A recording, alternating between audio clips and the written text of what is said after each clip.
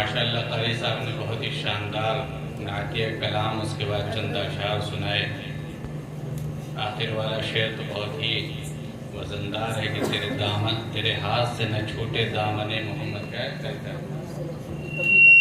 تیرے ہاتھ سے نہ چھوٹے کبھی دامن محمد کی نجات کا کوئی اور کہ نجات کا ذریعہ کوئی دوسرا نہیں ہے۔ اشعار عام طور پہ بڑی جلدی ہم کو بھول جاتے ہیں، بہرحال شعر بڑا وزندار ہے۔ یہ بالکل صحیح بات ہے کہ اگر ہم لوگ کامیابی چاہتے ہیں تو رسول اکرم صلی اللہ علیہ وسلم کے تعلیمات اور آپ کے احکامات پر عمل کرنے ہی میں مثمر ہے۔ تو آئیے اب اپنے اصلی مقصد کی طرف رجوع کرتے ہیں کہ جیسا کہ میں نے شروع میں عرض کیا تھا کہ ہمارے یہاں تھوڑی دیر بیٹھنے کا اور جمع ہونے کا مقصد یہی ہے کہ رسول اکرم صلی اللہ علیہ وسلم کی تعلیمات کو سنا جائے، سیکھا جائے اور اس پر عمل کرنے کی کوشش کی جائے، کیونکہ گمراہی سے بچ کر صراط مستقیم پر زندگی گزارنے کا اور اللہ رب العزت کی ناراضگی سے بچ کر اللہ رب العزت کی رضا اور خوشنودی حاصل کرنے کا اور جہنم سے بچ کر جنت میں داخل ہونے کا صرف اور صرف ایک یہی طریقہ ہے کہ رسول اکرم صلی اللہ علیہ وسلم کی تعلیمات کو سنا جائے، سیکھا جائے اور اس پر عمل کرنے کی کوشش کی جائے۔ اسی سلسلے میں اور اسی مقصد کے پیش نظر ہم اور آپ یہاں جمع ہوئے ہیں۔ تو اس سلسلے میں ایک بات اور سمجھتے چلیں کہ اگر آپ دنیا میں غور کریں گے اور نظر ڈالیں گے تو آپ کو یہ سمجھ میں آئے گا کہ خرابی اور برائی ہر چیز کے اندر پہلے سے موجود ہوا کرتی ہے۔ اگر ذرا سا خیال نہ کیا جائے تو خرابی اور برائی از خود سر ابھارتی ہے اور سر ابھار کر کے پوری طرح سے بالوں پر اپنے پھیلا کر کے چیزوں کو تباہ و برباد کر کے رکھ دیتی ہے۔ اس کی مثال آپ اپنی کھیتی سے لے لیں کہ اگر کھیتی کو آپ یوں ہی چھوڑ دیں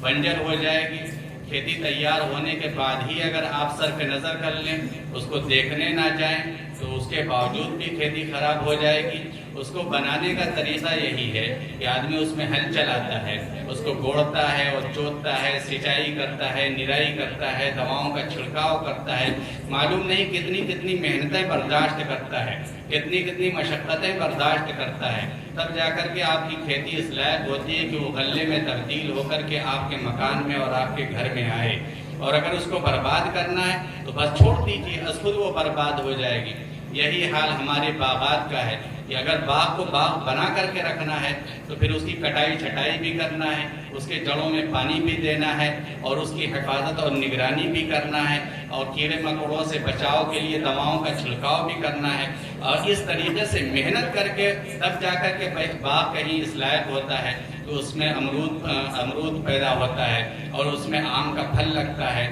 اس طرح سے محنت کرنے کے بعد تب جا کر کے کہیں کوئی چیز حاصل ہوتی ہے۔ اور اگر محنت نہیں کرنا ہے، چھوڑ دیجئے، تو وہ برائی جو اس کے اندر موجود ہے پہلے سے وہ سر ابھارتی ہے اور چیزوں کو تباہ و برباد کر کے رکھ دیتی ہے۔ تو جس طرح سے دنیا کی چیزوں میں یہ صورتحال ہے تو آخرت کے تعلق سے بھی یہی معاملہ ہے کہ اگر ہم اپنے آپ کو یوں ہی چھوڑ دیں تو ہمارے نفسانی خواہشات اور شیطان مل کر کے ہمارے ایمان کو، ہمارے نیک اعمال کو تباہ و برباد کر کے رکھ دیتے ہیں۔ اور اگر ہم کو بنانا ہے آخرت میں ہم کو بہتر صلہ چاہیے، ہمیشہ کی عیش و آرام والی زندگی ہم کو چاہیے، اللہ رب العزت کی رضا اور خوشنودی والی زندگی ہم کو چاہیے، تو پھر اس کے لیے محنت کرنا ہے، اس کے لیے ایسی مجلسیں منعقد کرنی ہیں اور پھر ایسی مجلسوں میں ہمیں شرکت کرنا ہے، تب جا کر کے ہمارا ایمان تازہ ہوتا ہے اور جب ایمان تازہ ہوتا ہے تو پھر وہ نیک عمل پہ کھڑا کرتا ہے اور جب نیک عمل پہ کھڑا کرتا ہے تو آدمی اسلامی احکامات پر عمل کرنے کی وجہ سے